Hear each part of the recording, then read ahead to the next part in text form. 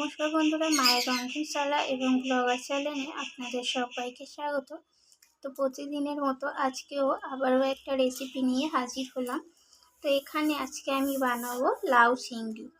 তো এখানে আমি আগের থেকে তো লাউগুলোকে কেটে ধুয়ে পরিষ্কার করে নিয়েছি। তো লাউগুলো একদম পাতলা পাতলা করে এইভাবে লম্বা করে লাউগুলোকে কেটে নিয়েছি।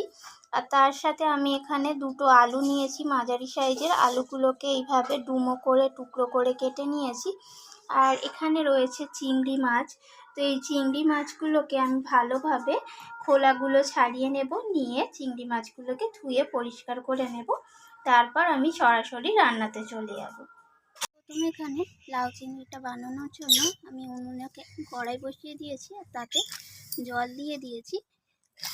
তো জলটা একটু হালকা গরম হয়ে যাওয়ার পর আমি এখানে কেটে রাখা লাউগুলো দিয়ে দিলাম। তো লাউ আর আলু দুটোই একসাথে আমি এখানে দিয়ে দিলাম। তো এটাকে আমি এবার সিদ্ধ করে নেব লাউটাকে।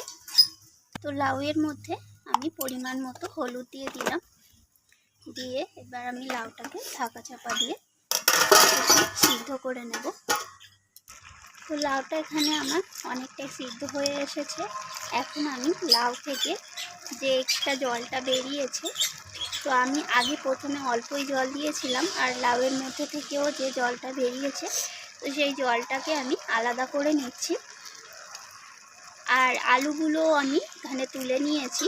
তো দেখুন এখানে আলুগুলোও তুলে নিয়েছি আমি।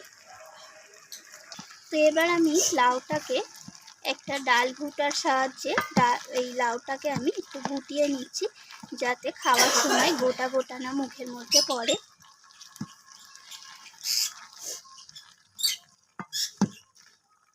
তো আমি লাউটাকে গুটিয়ে নেওয়ার পর আমি যে এক্সট্রা জল আর আলুটা আলাদা করে রেখেছিলাম সেটাও আমি এর মধ্যে দিয়ে দিলাম। এখন আমি এটাকে একটা পাত্রে নামিয়ে নেব। তো আমি কড়াইটা আবার ধুয়ে পরিষ্কার করে উনুনে বসিয়ে দিয়েছি, আর তার মধ্যে সর্ষের তেলটাও দিয়ে দিয়েছি। এখন আমি দিয়ে দিলাম এখানে যে চিংড়ি মাছগুলো কেটে ধুয়ে পরিষ্কার করে রেখেছিলাম, তো চিংড়ি মাছগুলো এখানে দিয়ে দিলাম। তো চিংড়ি মাছগুলোকে আমি একটু ভেজে নেব, খুব বেশি কড়া করে ভাজবো না। কড়া করে ভাজলে চিংড়ি মাছগুলো শক্ত হয়ে যাবে। একটু লবণ দিয়ে দিলাম এখানে,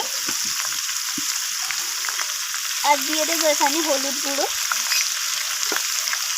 তো লবণ আর হলুদটাকে দিয়ে চিংড়ি মাছটাকে একটু নাড়াচাড়া করে ভাজা ভাজা করে নিচ্ছি। তো দেখুন মাছগুলো কতটা সুন্দরভাবে ভাজা হয়ে গেছে। এগুলোকে আমি তুলে নেব। এর মধ্যে আমি আর তুললাম না, একেবারেই বসিয়ে দিলাম রান্নাটা। তো প্রথমে দিয়ে দিলাম এখানে দুটো শুকনো লঙ্কা ফাটিয়ে, আর দুটো তেজপাতা দিয়ে দিলাম, আর দিয়ে দিলাম হাফ চামচের মতো গোটা জিরে। তো সমস্ত কিছু ফোড়নগুলো একটু নাড়াচাড়া করে ভেজে নিচ্ছি, নিয়ে চিংড়ি মাছের সাথে মিশিয়ে নিলাম। এবার দিয়ে দিলাম এখানে ঝাল অনুযায়ী লাল লঙ্কার গুঁড়ো, আর দিয়ে দেবো এখানে জিরে গুঁড়ো, আর এখানে দিয়ে দিলাম হাফ চামচের মতো আদা বাটা। তো সমস্ত কিছু চিংড়ি মাছের সাথে এইভাবে নাড়াচাড়া করে কষিয়ে নিচ্ছি।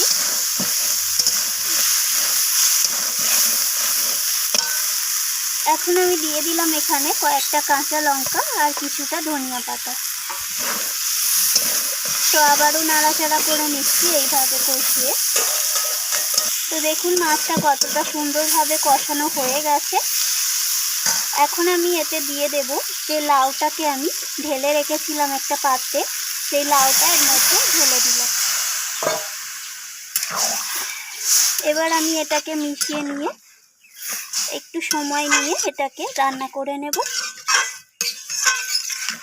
এবার আমি এর মধ্যে সামান্য একটু চিনি দিয়ে দিলাম স্বাদের ব্যালেন্স হওয়ার জন্য। এবার ঢাকা দিয়ে এটাকে বেশ কিছুক্ষণ আমি রান্না করে নেব। তো দেখুন এখানে আমি ঢাকাটা সরিয়ে নিয়েছি, আর এখানে 10 থেকে 15 মিনিটের মতো এটা রান্না করে নিয়েছি। তো এখন এখানে সমস্ত কিছুই ভালোভাবে সিদ্ধ হয়ে গেছে। আর আগের থেকে দেখুন কালারটাও চেঞ্জ হয়ে এসেছে, জলটাও অনেকটা কমে গেছে। এখানে লাউ চিংড়িটা একদমই রেডি হয়ে গেছে। তো এটাকে আমি একটা সার্ভিং প্লেটে সার্ভ করে তারপর আপনাদের সাথে শেয়ার করব। তো দেখুন এখানে তৈরি হয়ে গেল লাউ চিংড়ি। তো দেখুন রান্নাটার কালারটা কতটা দারুণ এসেছে। তো রেসিপিটি কেমন লাগলো অবশ্যই আমাকে জানাবেন, আর ভালো লাগলে লাইক শেয়ার করতে ভুলবেন না। তো আমার চ্যানেলটিকে সাবস্ক্রাইব করার অনুরোধ রইল। আমি আবারও ফিরে আসবো অন্য কোনো রেসিপি নিয়ে। আজকের মতো এইটুকু। ধন্যবাদ বন্ধুরা।